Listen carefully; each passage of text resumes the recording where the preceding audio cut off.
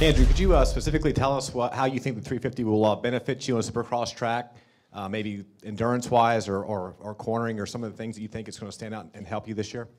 Yeah, I think the biggest thing is everybody knows a 450 is a big bike to handle in Supercross and the tight tracks, and it has plenty of power to do all the obstacles, and they've worked really hard getting the power in the right places at KTM, and I think without having all that torque, you don't have to wrestle it as much. So, you know, I think that's going to be the biggest benefit. You don't have to fight it as much when you get out of shape in the whoops, and you can carry more momentum places. And I think for certain people, the bike's going to really benefit them, and others, it might hurt them. And I think I fit the bike really well, and I've set it up for how I believe I can ride it the best, and I think it's going to be a benefit for me. Just talk about the 350. I think in Supercross, one of the big questions is going to be the obstacles on the test track. Have there been jumps that have seemed a little more difficult on that bike? How's that going to play out?